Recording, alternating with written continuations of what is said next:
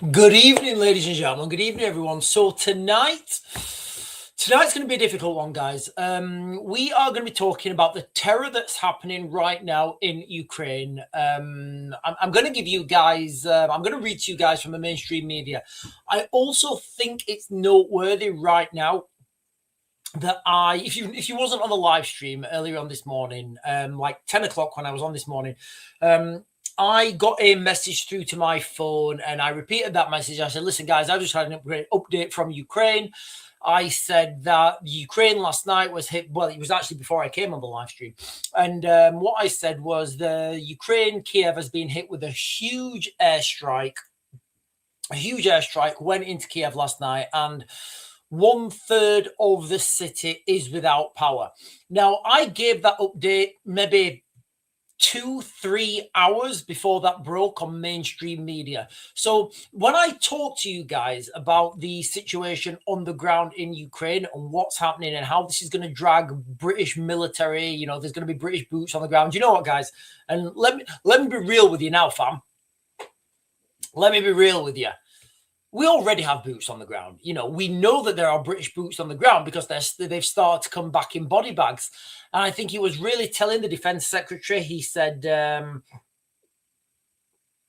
when the defense secretary, John Healey, made a speech about this, he said, yes, this is the first British soldier killed in Ukraine. I'm like, what do you mean first? Are you expecting more? Are you expecting a deployment? Are you expecting more British soldiers to be killed in Ukraine? Look, I'm not going to speculate or give any inside information on what happened. I will say what I always say when I'm talking about military things in the military. You don't need to know. You really don't need to know. People don't need to know what's really going on. Yes, of course, for some things, you need to know. You need to know when your bins are getting collected, and you need to know what your NHS is doing and how to apply for a doctor's appointment or however you do it. What people do not need to know, and this is the reality, people do not need to know what military operations are being conducted in various other parts of the world. I mean, guys, look, let's just be honest with each other. Do we think Karen, who works on the checkout, and I'm sure she's a lovely lady, do we think that Karen, who works on the checkout in Morrison's, do you think she needs to know what British Special Forces may or may not be doing in random country X? I would speculate they do not. So in this live stream, guys, I'm going to give some context on this, and I'm going to talk about how the inevitability really is that we are going to see a full green military deployment, boots on the ground in Ukraine. And it's only a matter of time now. I don't want to put a timeline on this thing. Sorry, guys, let me put the chat on. I don't want to put a timeline on this, guys. I really don't, because I've done timelines before and things happen, and it's very difficult to put timelines on there. But just as a show of hands in the chat, does anybody think that we are not heading towards a war now with Russia? Like in the chat, simple question. Does anybody think that we are not going to be in a war, in a wartime scenario with Russia? Now, if I asked you that question a year ago, we may or may not have got a different answer. And if there's anyone out there on the chat who's brave enough to say, hey, listen, Sean, do you know what? When you first started talking about this, like a year or in 2022 or 2023, whenever it was, I think October 2023, Sean, when you first started talking about this, we all thought it was folly. We all thought it was nonsense. We all thought that we'd never get dragged into it. But as the time's gone on, you're seeing this mission creep. And that is the reality right now. So listen, guys, like I said before, if you guys were on the live stream earlier on today, I gave you this news at least 3 hours before it broke on the mainstream. So let me just give you this headline. I'll share it with you as well, actually, because there's no ads. I will share this with you. I like sharing things. I do. I like sharing. I'm a giver, guys. I'm a giver. I'm like Father Christmas. So Kiev rocked by fresh deadly strikes as Zelensky heads to Florida for more peace talks. Last night was one Last night was a sleepless one for Ukrainians in the capital city of Kiev, who faced an almost 10-hour bombardment of Russian drones and missiles that lasted into the morning. So I'll just read to you guys the message that I got this morning from my friend in Kiev. And I reported on this like at least 3 hours before the mainstream. That one, give me a second. So there's some chit chat, and then he said, Shaheeds were, so I'm asking him now, he says, Shaheeds were flying over my head all fucking night. A third of Kiev has no power, a serious fucking blow. So that's the message that I read to you guys this morning. And I get these messages all the time. I get these messages giving updates. A lot of the time, the stuff that I get as messages, it doesn't make the mainstream media because it's not, it's sensitive.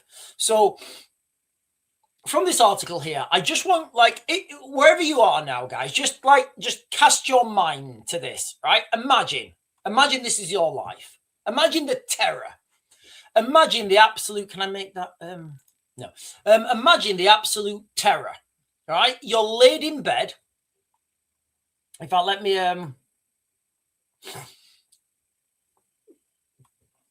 it was the latest in a string of Christmas-time strikes by Russia. Ukraine said that almost 500 drones and 50 missiles. That's almost one a minute, guys. That's almost one a minute. It's not one a minute at all, is it? No, it is. It's almost one a minute. Yeah, it's not shy of one a minute. 500 missile. It's not. Yeah, 500 missile.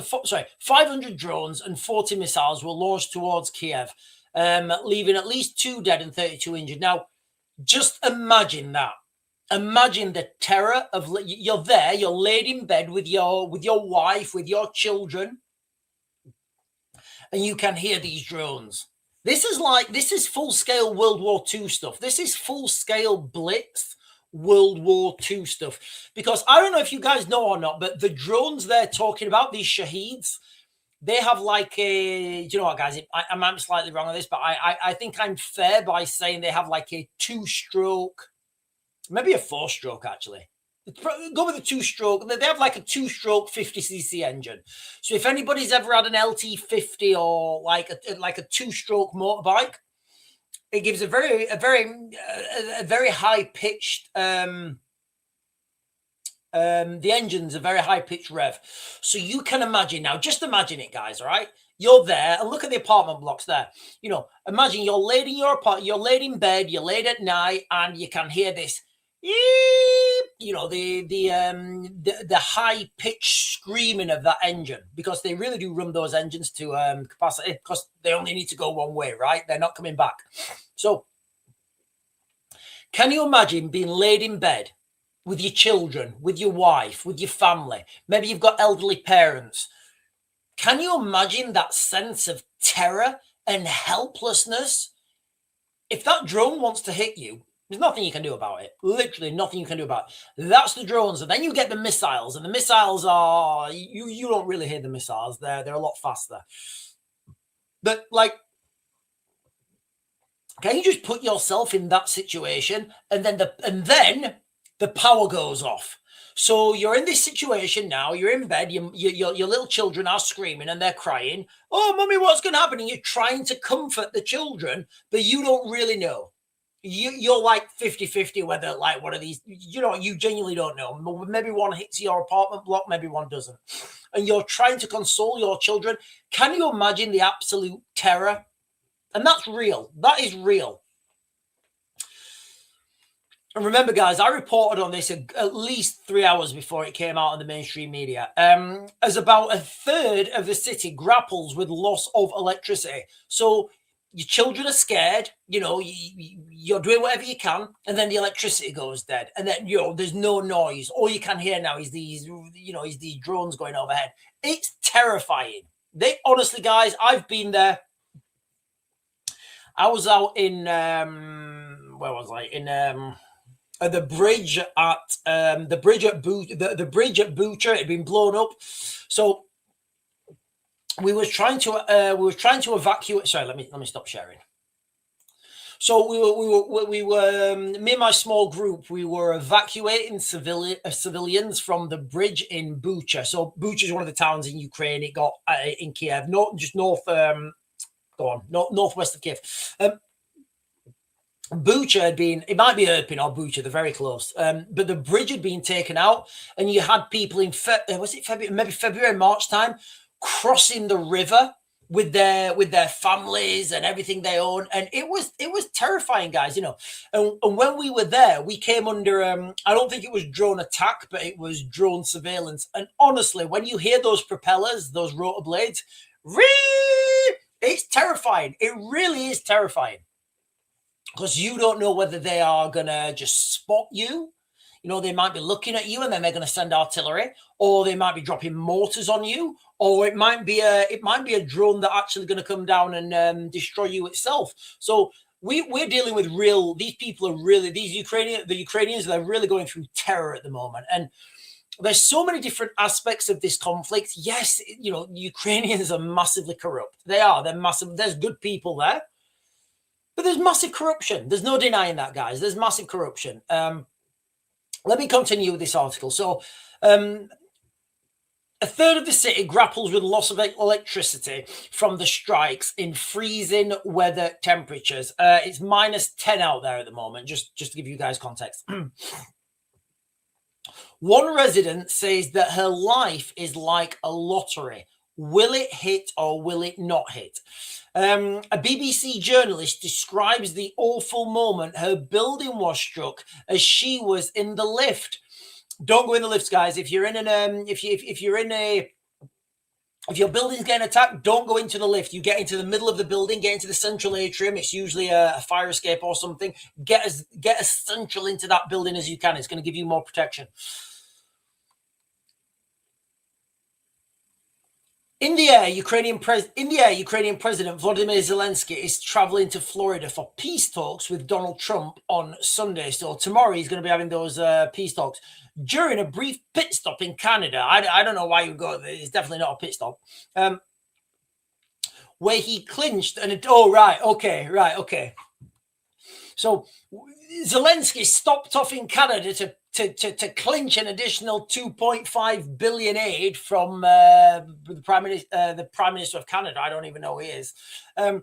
Zelensky said he hoped for a constructive meeting with Donald Trump.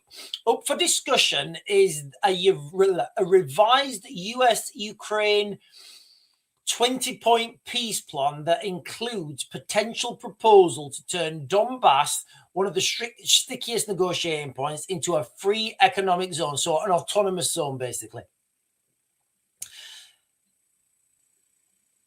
So let me jump back onto this, guys, and get some chat, because I'm conscious I've been waffling for a fair amount of time. Right, ladies and gentlemen, oh, hang on a minute.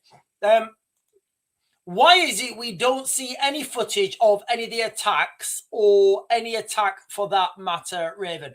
So it's very difficult to get. It's difficult to get. Okay, so you can imagine, all right?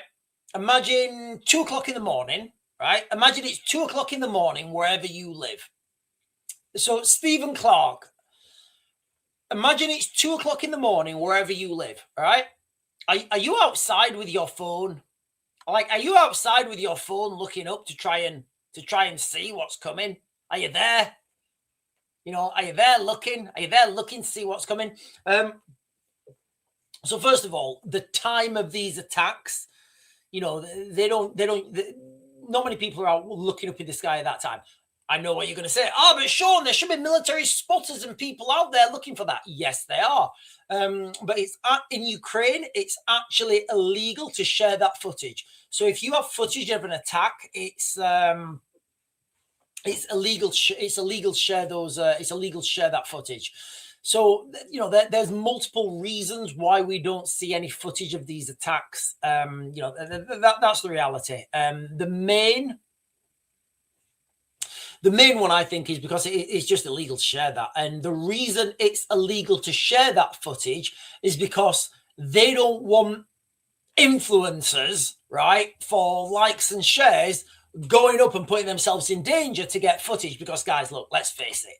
We have a generation of We have a generation that eat Tide Pods. Is it Tide Pods, those things that eat Tide Pods? So that's the reality, guys. You know, it's illegal. 2 o'clock in the morning, not many people are out there on the roofs filming. And you know what? At what point, and this is kind of the thing, and at what point are you filming a drone coming towards you and you're like, I'm going to get this. I'm going to get this in 4K. It's not going to happen.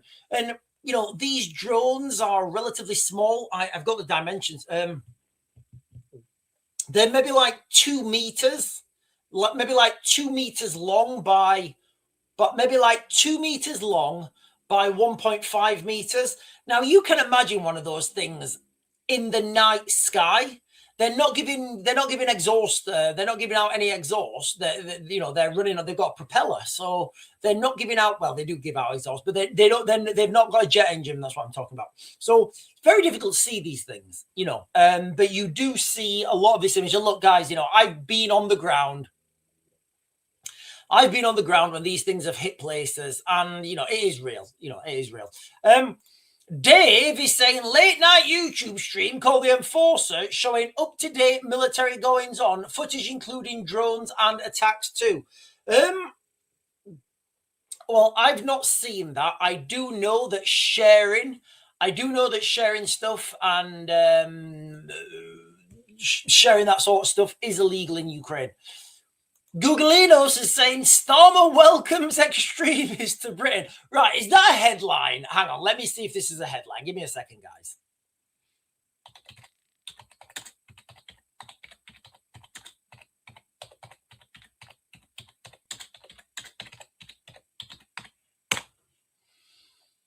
Yeah, it's a headline. It's a headline. Right, 2 hours ago.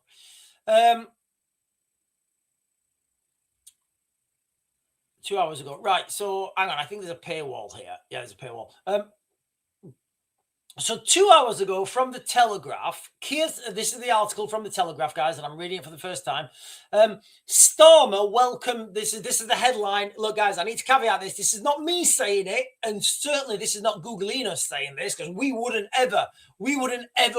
not ever criticize the government because we don't want to get locked up. So we're not saying this. What we are saying is that the Telegraph are reporting, and their headline from December 27th at 6:33 GMT is saying Starmer welcomes extremists to Britain.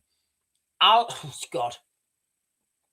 Allah Abd El Fattah. I think that's what his name is. I'll just call him Allah. Or should we call him Fattah? Let's call him Fattah. Mr. Fattah has called for Zionists, including civilians, to be. He also said that he hated white people. So Keir Starmer has welcomed an alleged Islamist extremist who labelled British people dogs and monkeys and called for Zionists to be into the United Kingdom, who also said that he hated white people. Look, guys, that is the headline on the Telegraph. So it looks like on the application form, it said, you know, do you like white people? No, I hate white people.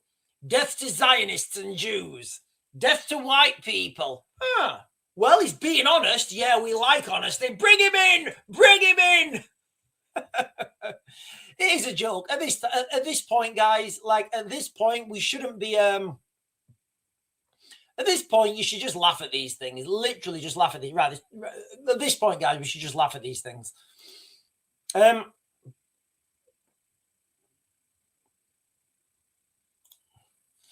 Oh, hang on a minute. DSSD. Right. What a load of poo. Influencer. Lol. F off. UD. Why are there no media? As for it's illegal to film this, isn't that convenient for MSM and governments to hide what may be going on? So hang on a minute, DSD, with your very aggressive,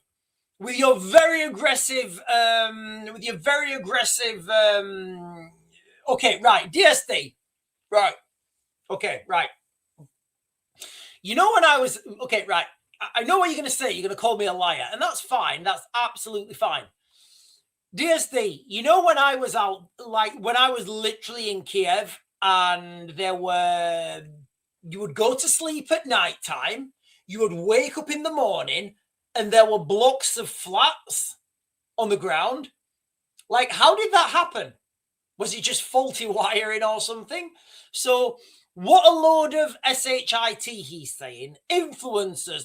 No, look, guys, all right, this is what will happen. 100, like, let me take that down. I'm going to keep working on your comment, DSSD. So what he's saying is, what a load of poo. Influencer, lol. F off, you dick. Okay, first of all, like, why are you calling me a dick? Are you calling me a dick? Like, why am I a dick? Literally, why am I a dick? Like, I don't know. I don't know why I'm a dick, but I will go with your comment. I will go with your comment. Why are there no media? Because it's illegal. It's illegal to share that footage. In Ukraine, it's illegal to share that footage because what happens is, if this footage gets shared, and look, guys, this is the genuine reality, right? If people start sharing that footage and they get likes and shares and, you know, people are tapping the screen, you know, you will literally get people like influencers up there going, hey guys, I'm here under the drone attack, like, comment, subscribe. They will be doing that. I mean, look, guys, you know that, can you guys remember when those missile attacks went into Lebanon? You know when the missile attacks went into Lebanon and there was the guy playing the saxophone? Wasn't that like the most like surreal thing you've ever seen? The guy playing the saxophone while these missiles are going over the top of them. Obviously, that saxophone guy, he didn't want to, it would just look. But that's what will happen, and that's what will happen. So, you know, back to your comment. And look, guys, let's be clear, all right? I don't think there's ever any reason to call, like, to insult people if you disagree with somebody. So let's try and rephrase this sentence. Let's try and rephrase this sentence to somebody that's got some articulation skills, because you'll get more back in life. Because, you know, you get more back out of life if you articulate yourself well. How about this? Sean, I don't agree with that. I mean, there's clearly no reason to just say fuck off your dick. There's no reason to say that, so I'll admit that. Why is there no media? As for it's illegal to film, I feel that it would give more benefit to Ukraine to share this footage rather than to hide it. So I think that's the reality of how you should have phrased that. How you should have phrased that sentence. Right, let me jump down. Right, where's he back? Not aggressive at all. Just look at the real world. Nothing in 3 years has ever been reported. I mean, okay, right. Hang on a minute, DSSSD. Right. Look, hang on. Where is he back? Right. So you're saying there's nothing aggressive? Fuck off, you dick. Like, surely that's aggressive. Like, is that aggressive? Is that DSSD?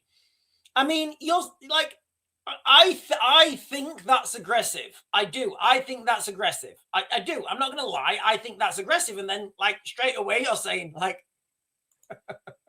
I'm not being fuck off, you dick. I'm not being aggressive. You kind of are. You really are. You really are being aggressive. But look, just look at the real world. Nothing in 3 years has ever been reported or seen, and again, illegal where? Yeah, look, there are so many different. It's very difficult here. It's really difficult to try and, because there's lots of different. You guys have seen the meme, right? You guys have seen the meme where this is what we're having right now, and the bad guys want to throw. What's the word I'm looking at? Not distrust. The bad guys want to throw. It'll come to me in a minute. So you guys have seen the meme, right? Where you've got like a cylinder. So you've got like a cylinder, and at one side of the cylinder, there's a guy and there's a shadow, and he's pointing to the wall and he's saying, it's a circle. And at the other side of the cylinder, you've got the other guy and he's looking at the other aspect and he's saying, no, it's a square. It's a square. And they're arguing. they're both right, but they're not seeing the bigger picture. So this is what happens. People get a little bit of a little thing and they go with it because they think that that's everything. You guys know what Dunning-Kruger curve is, right? Dunning-Kruger curve. It's like confidence before confidence before competence. So let me just quickly let you know how this works. When you're in the military, right, you start as a junior commander, as a lance corporal, then you get promoted to corporal, and you know everything. You think you know everything, so your confidence is sky high. But you don't really know that much.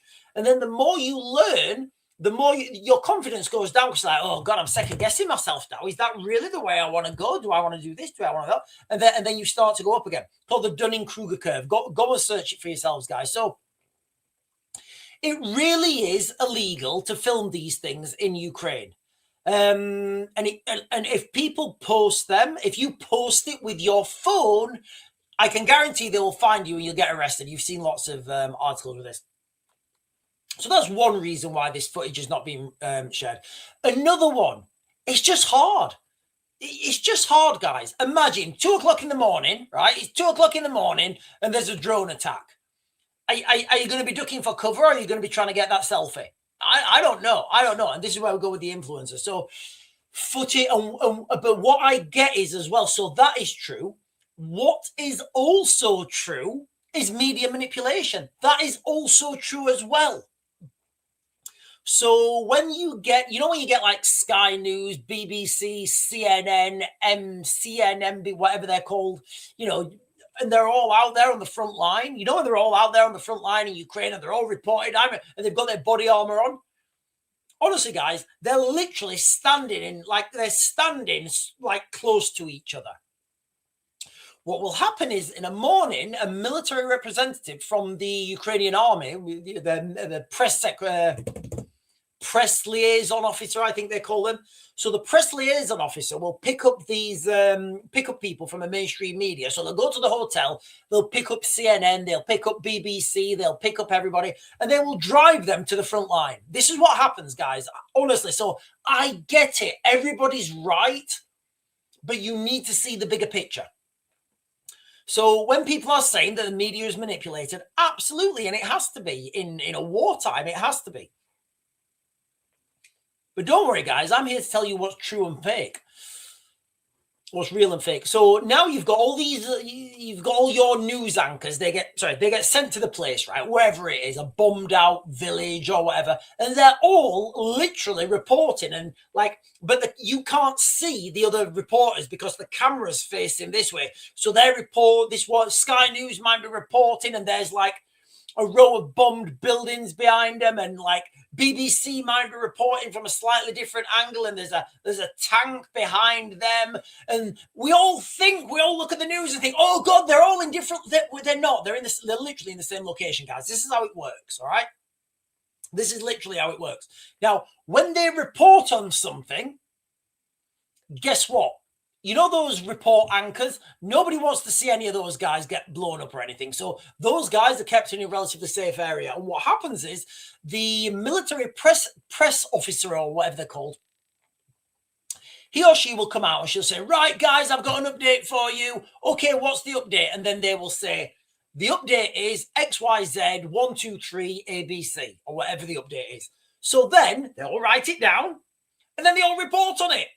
So yes, the media is manipulated massively by the military. So everybody's right. Nobody needs to argue. You just need to think of the bigger picture. And right now, guys, what we're talking about is World War III terror. The terror in Ukraine that was around last night. Masses of drone attacks, British boots on the ground in Ukraine. We've been talking about this, guys, and this is a question. I should probably have a question mark there. Do you know what? I shouldn't have a question mark there, should I? No, we don't need a question mark there because there are already British boots on the ground. Do you know how we know? Do you guys know how we know that there are already British boots on the ground? Because they're coming back in body bags. You kind of can't hide that stuff. So what I've been talking about and what I've been throwing out for the longest time since we started these channels is the same track. We are heading towards a global conflict on it. Look, guys, we're almost at half an hour and I've not even started my opening monologue yet. I've got videos to get through. I've got all sorts of stuff to get through. Right. I'm going to jump down. Who am I going to get?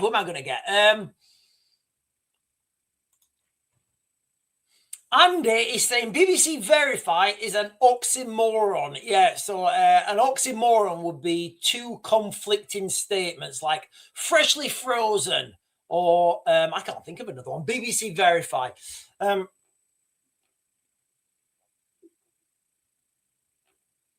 Oh, God, he's back again. Right, okay. I'm going to put this to bed now, right? What news anchors are you talking about? Jesus, right.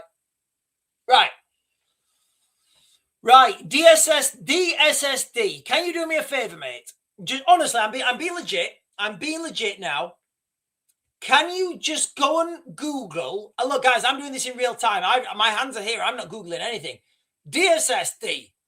Can you just go and Google what the definition of a proxy war is? Can you please do that? Can you please just Google that real quick?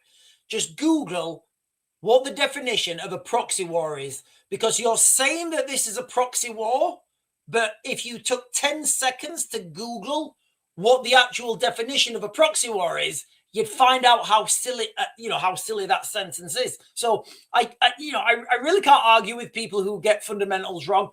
Anyway, look, let me start with, right, people. Oh, God, this is feisty today, guys. This is feisty. KK is saying, I just saw the UK is expecting attacks on the scale of 9/11. Look, guys, I'm so surprised we have not had terror attacks. I'm so attacked. Oh my God. I know what a proxy war is. Right. Okay. I'm sorry, guys. I'm sorry.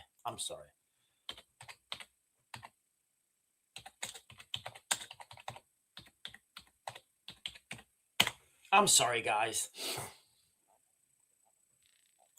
I'm sorry I have to do this to everyone, right? And DSS, I mean, no disrespect to you, DSS, but like, I'm just gonna like, okay. I'm sorry. Okay. Right, this is what I have to put up with. Don't worry about it though. I know that DSS, like after I've re-educated him, he's going to say, thank you, Sean. And he's going to give me a massive super for the education I'm giving him right now. So, and look, guys, you're not arguing. Look, DSS, you're not arguing with me. You're arguing with like the actual, the actual definitions, right?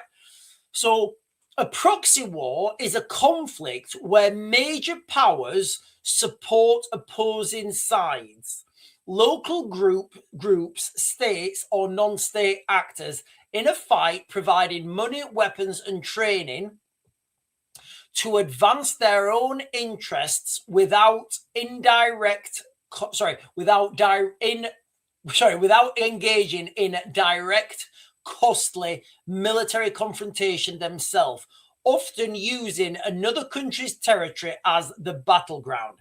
These conflicts allow powerful nations to compete for influence indirectly, avoiding the risk of direct large-scale war. Okay, so let's just say that a proxy war is where, major powers support opposing sides. I'm pretty sure the Russians are supporting themselves. I'm pretty sure the Russians are actively involved on the ground. I'm pretty sure you actually have Russian military on the ground. So when you've got Russian tanks actually there on the ground, it can't be a proxy war. It can't. You can't have a proxy war when one of the sides have turned up. Yeah, we're having a proxy war. Yeah, what do you mean by proxy war? Oh, we mean we're having a proxy war where we all bring our own tanks and guns and bombs and trains and planes and ammunition and we all just shoot. Like, it's not, it can't be using the internationally Using the internationally recognized definition of a proxy war, the war in Ukraine cannot be defined as a proxy war because the Russians are there. Do you understand that, guys? I don't honestly, I'm here all day. I've literally been doing this for I've been in this industry since 1999. I do know what I'm talking about, all right? And look, guys, when I do these videos, when I do these live streams, I don't know the questions I'm going to come up against. All right, I don't know what the questions are going to come up against. And I give you the answers in real time. I give you the answers in real time. So let's just leave it there for now with a proxy, because I've not even touched my opening monologue. I don't even know if I'm going to get a chance. I don't even know if I'm going to get a chance to do my opening monologue. I'm going to try. I'm going to try and do my opening monologue. So, ladies and gentlemen, I think I need a beer. Oh, right. Let me see if I've got any. Let me see if I've got any beer. Give me a second.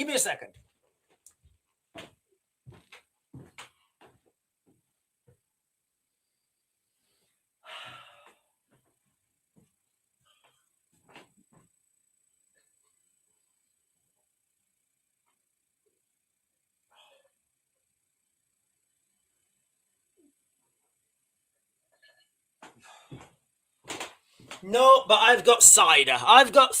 Don't worry, I've got cider. Right, I'm going to give you guys my opening monologue now. I know it's 36 minutes in. But I want to give context. I want to give deeper context to the war in Ukraine, because, as we move forwards with this now, when I first started talking about the war in Ukraine, the Germans were saying they were giving humanitarian aid and body armor and helmets. And the British the British have always been pretty gung-ho with their support for Ukraine. But now, as we've evolved, the prospect of a global conflict on an industrial scale, it's there now. And nobody can deny it. So let me just... everybody behave in the chat as well, because everybody behave in that chat, because honestly, you guys are getting wild in that chat. I don't know what it is. In that chat. So the ongoing Russian invasion of Ukraine, which began in February 2022, has evolved into a protracted conflict marked by territorial gains for Russia. There's a severe humanitarian crisis and escalating attacks on civilian infrastructure. As of today, I think, today, 27th of December, 2025, the war has claimed hundreds of thousands of lives. Some people are saying millions. There are millions of people displaced and drawn in extensive international support for Ukraine. While straining global alliances, Russia's strategy has shifted towards attritional warfare, focusing on grinding advances in the east, targeting energy grids to demoralize the population during winter, and leveraging superior firepower and production capabilities. Ukraine, bolstered by Western aid, has mounted resilient defenses, but faces internal challenges like corruption and resource shortages. The recent overnight drone and missile attack, barrage on Kiev exemplifies this pattern. Last night, or this morning, attacks that killed at least 2 people, injured over 30, and caused widespread power and heating outages in Kiev, affecting hundreds of thousands in the capital city.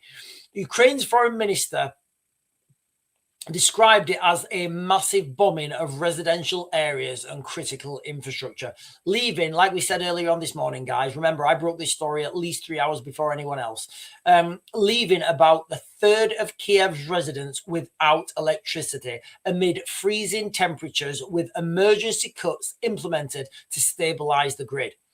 The assault, part of a broader wave of strikes since October, have damaged over 50% of Ukraine's power generation capacity and aims to exacerbate winter hardships and pressure Kiev ahead of potential peace talks involving US President Donald Trump. Similarly, similar attacks in December have caused widespread disruption, service outages, highlighting Russia's use of the Iranian-made Shahid drones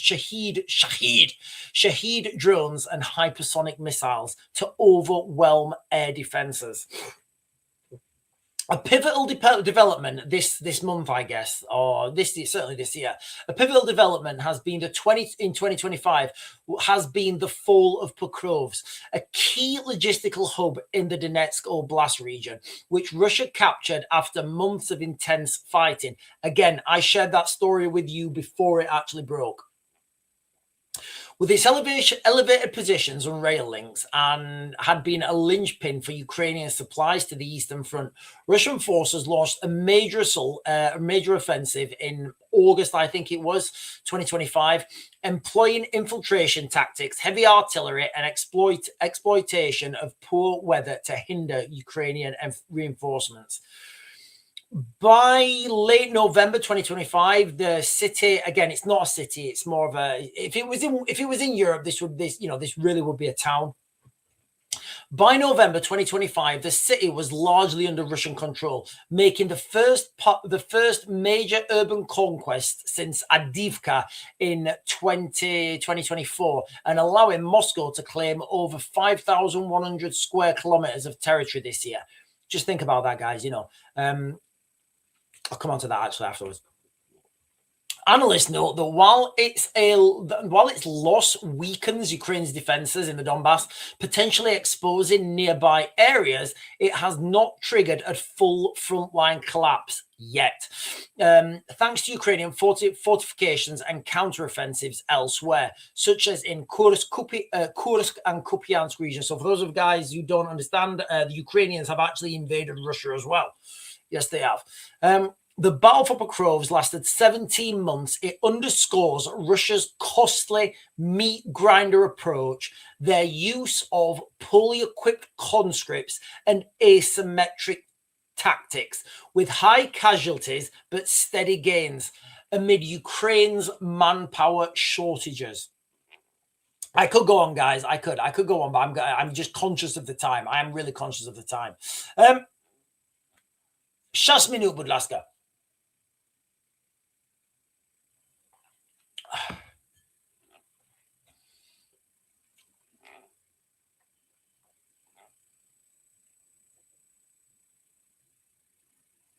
Hang on, guys. I'm jumping up. I'm going to get some comments.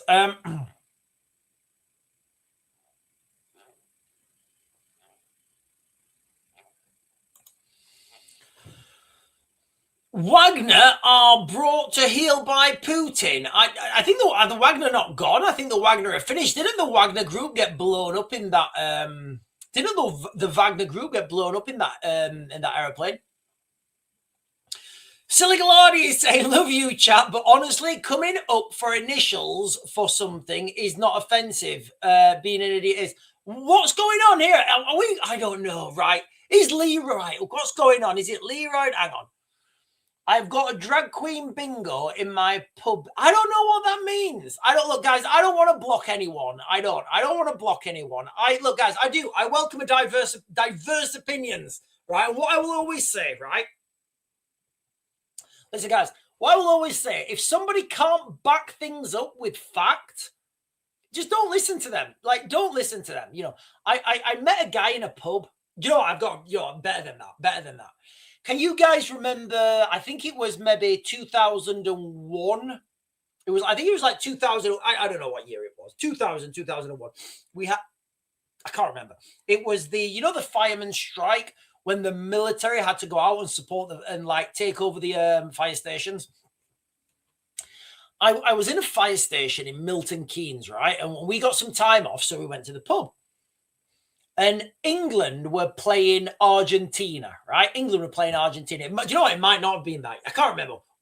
Round about that time, England football team were playing Argentina. So everybody went to the pub to watch football. was like maybe 6 or 8 of us. So we're in the pub, right? And this guy, just this random guy, he pulls a photo out of his hand. Sorry, not of his hand, in his hand. And it was him wearing like a parachute regiment uniform. But it wasn't, because obviously I was parachute regiment, and you can tell little things on the, like, straight away, like, yeah, that's not a real picture. I mean, it was a real picture, but anyway. So how unlucky must this have been for this guy, right? So this guy is in the pub now, going around telling everybody that he was in the Falklands and he had a picture of himself in his uniform in his pocket. I mean, who carries a picture in their pocket? I don't know. I don't even think I have any pictures of me in uniform.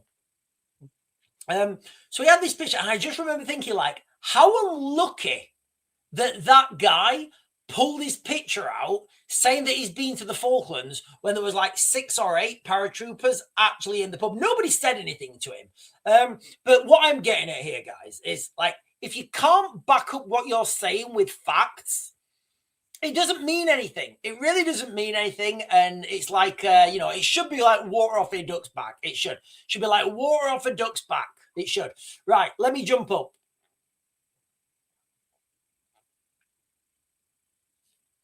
Right, let me jump up.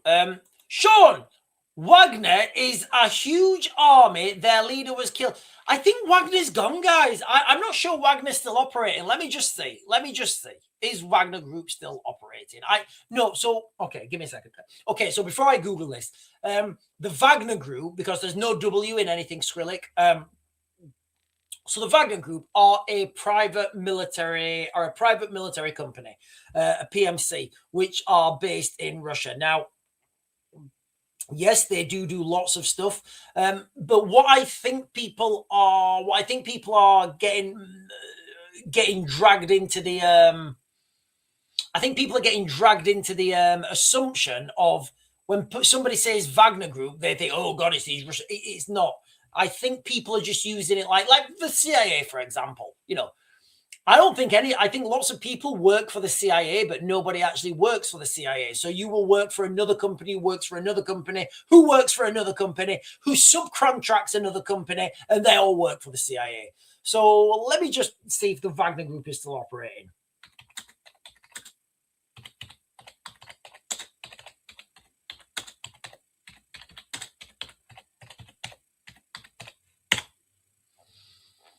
Yes. Okay, so yes, the Wagner Group is still active, but operating under increased Kremlin control, effectively rebranded and integrated into Russia's state security apparatus.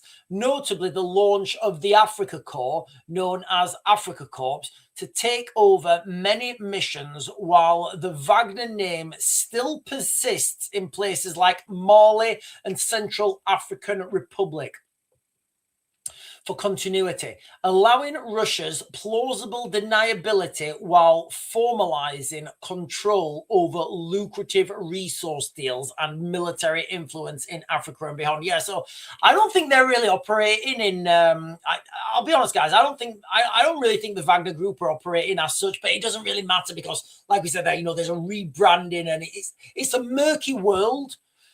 It's a murky world, and it's just easier. Like when people see British Special Forces. When people see British Special Forces, they just, it's SAS. It's SAS. Probably not. Most of the time, it's not. There's lots of British Special Forces, and lots of them, like lots of units, like a lot of British Special Forces units, they don't even have a name. So, when people say like, it's British Special Forces. Oh, it must be SAS guys. Well, it might be, but also like, why would you give your unit a name if people can then search for you by name? So a lot of Special Forces units around the world, you only know about the Special Forces units with a name, right? You do, because you don't know any other way to talk about them. So if you don't give Special Forces units a name, you can't talk about them. If you can't talk about them, you can't identify them. It's the ultimate secrecy. So when people talk about the Wagner Group, it's kind of like a blanket. It's kind of like a blanket. Lewis Ackers with a fantastic thumbnail. Is that? I think Lewis Ackers, have you got a Lewis Ackers, have you got a thumbnail of like Putin as a Karen with like smoking a Benson and Hedges? If you are, I think it's fantastic. I think it's fantastic. Googleino is saying under 25s to be offered military gap year in UK defence drive. Yeah, we spoke about this. We spoke about this afternoon. We spoke about this afternoon, guys. We spoke about this afternoon. Students basically are being offered a gap year to go and serve in the military. I think they're giving them a 1-year contract now. What we're seeing is, and I think this is really going to jump in February.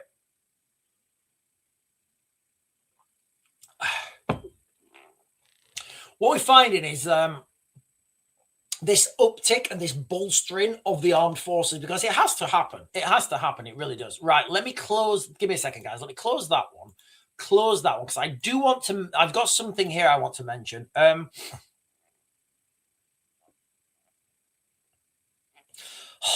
Guys, I just haven't got enough time to get through everything. So I was talking about the Ukrainian. So there are so many different aspects of this, and everybody's right. You know, everybody is right. It's just if you don't understand all these problems in depth, it kind of looks like you are only seeing one aspect. You're only seeing one perspective. Now, if you only see one perspective of a problem, how can you fix it? You can't. Remember the meme where you've got like the guy and he's looking at a cylinder? I should have a cylinder.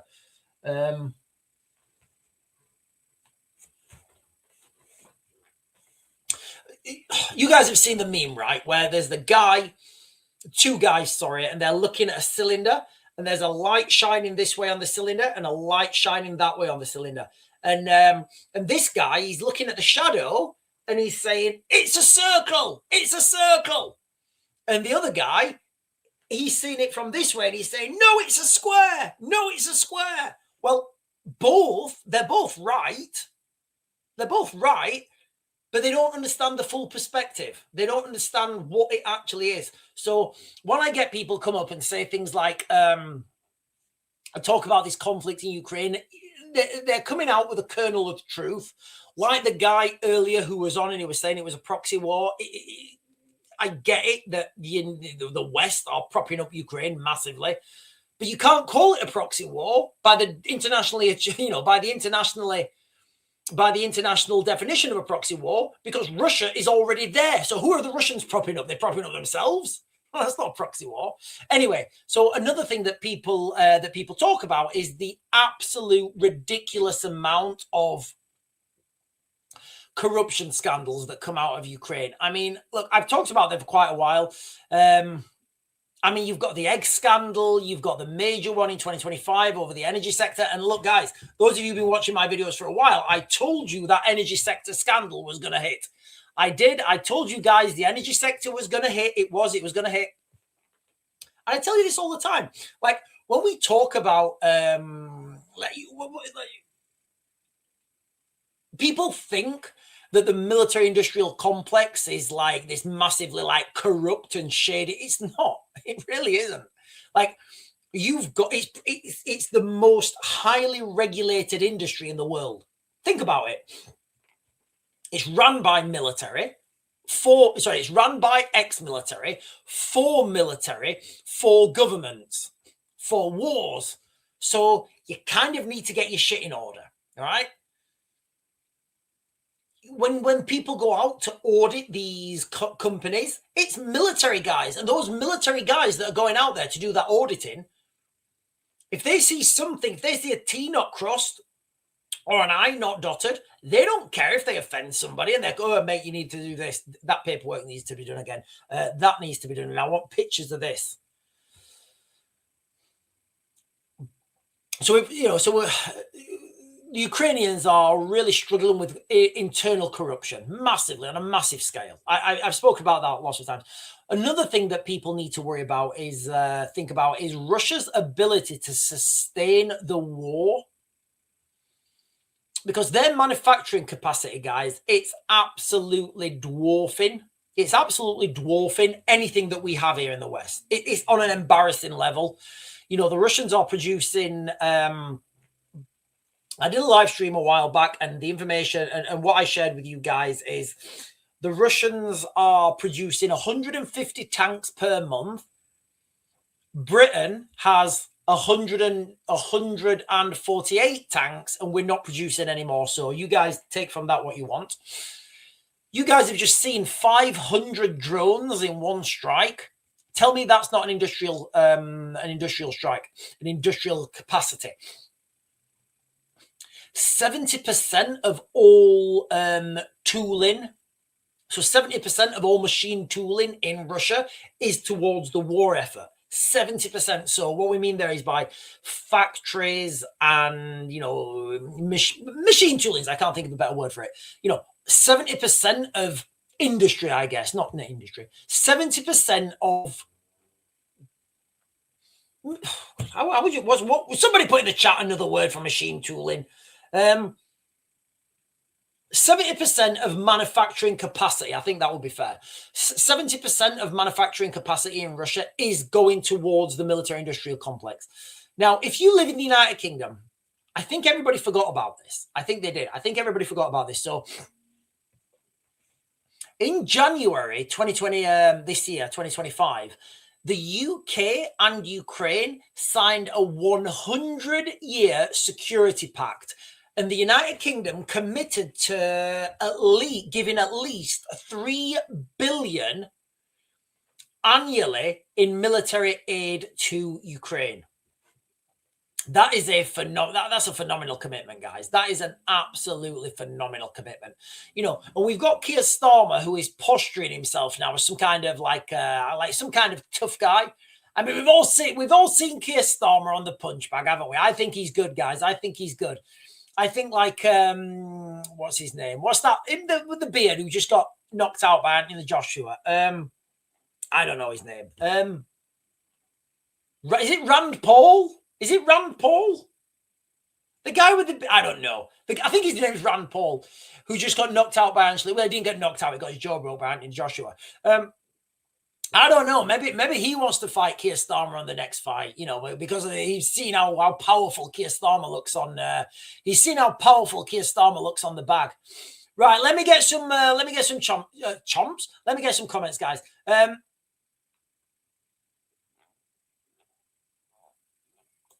Templar Millie is saying they have a massive site up in Serbia with hundreds of military tanks and armored vehicles. Was watching a live stream on it last night.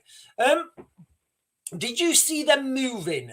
And look, guys, you know, I don't think it's a bad thing that Britain had. I don't think it's a bad thing that Britain has the lack of tanks. The reason I say that, and the reason I keep using that as an example, is because it's very easy to visualize. It's really easy to visualize. Britain, we have 148 tanks. That's it. We're not producing anymore. The Russians, they're producing 150 a month. It's very easy to visualize. I don't think British tanks are going to be. I think the Leopard 2 tank will be the main battle tank out there. Silly Gallardi is saying, what the UK are getting back from this deal? I don't know. I can only speculate, Silly, that the Ukrainians would be giving back the only thing that they can give, really, which is food. Food security. I would say that is food security, or maybe minerals or something.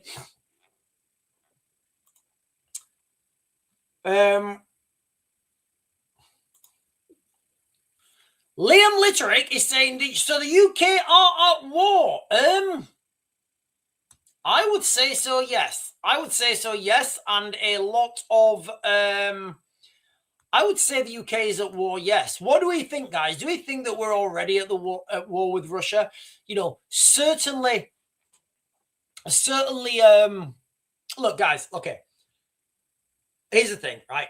Does anybody expect Keir Starmer to come and do a speech, 10 o'clock tonight, there's going to be an emergency broadcast from Keir Starmer, and he's stood there on his little lectern. He's got the defense minister at one side and the guy with all these like medals and stuff on the other side. And he says, for this day, I, Keir Starmer, do declare sausages on the... Oh, no, not sausages. Oh, right, God, okay. I, Keir Starmer, do declare that the United Kingdom is now in a state of war with the Russians. It's not going to happen. What's going to happen and what is happening and what's there right now is this slow creep towards the inevitable. So I'll just give you guys the headline, why I was talking about that headline. So what I was talking about, the World War III terror, is the massive drone attack that went on into Ukraine last night. Huge drone attack, guys, And I was giving you guys the concept of, can you imagine being in one of those flats and apartments and you can hear 500 drones going over the top of you? You don't know if one of those are going to hit you. And I know that may or may not sound terrifying, but trust me, guys, when you feel that helpless, it is terrifying. You're there with your kids. That's terrifying. That is really terrifying. We do have British boots on the ground in Ukraine right now, and I believe that will grow. That contingent will grow. Remember, guys, I've got no inside information on this. I'm only getting you guys information that I'm getting from the mainstream media. How do we know there's British boots on the ground in Ukraine? Because they are coming back in body bags. Yes, they are. They're coming back in body bags. So that's the crux of the live stream. Listen, guys, I am gonna...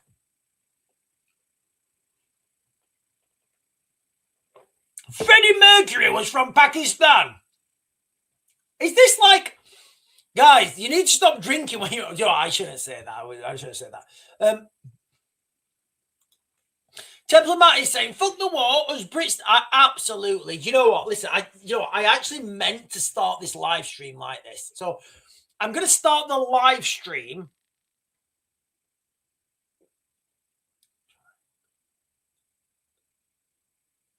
I'm going to end this live stream like I meant to start this. So I can't change it. So all these wars, they're all pointless. Ultimately, we are going to send our best young men. This is what happens in a war. Like, take World War II, for example. The best British men versus the best German men. They fought. They fought. And a lot of them died. The very best. Because you send your best guys to war, right? You don't want your B team going out there. And those good men cancel each other out. So what's left back in society? The dregs. Right? The dregs. The people who, I don't want to go to war. I don't want to fight. I just want to stay here and marry my cousin. I don't know. Maybe people want to marry their cousin. I don't know. I'm not saying anything. So they're all pointless. The only people that profit from a war is the weak. Strong people don't profit from a war. It's only the weak people that profit from a war, because it's those people who stay on the back and they don't want to get involved and they just wait. Humans are apex predators. Look, guys, we have eyes in the front of our heads. Tell me an animal that has eyes in the front of their head that is not a predator. So we're looking forwards. We're not bothered about bitches and snitches coming from the flanks. We're going forwards, yeah? Some of us, anyway. So we're apex predators. We're apex predators. We're explorers, pioneers, engineers. We are top of the food chain. And the reason we are top of the food chain is because of that competitivity. If we didn't have that competitivity, we'd all be foraging for nuts and berries somewhere in like the plains of Africa and like wearing loincloths or something. So what you need to do is you need to take that competitivity and you need to channel it into something that doesn't kill our best men.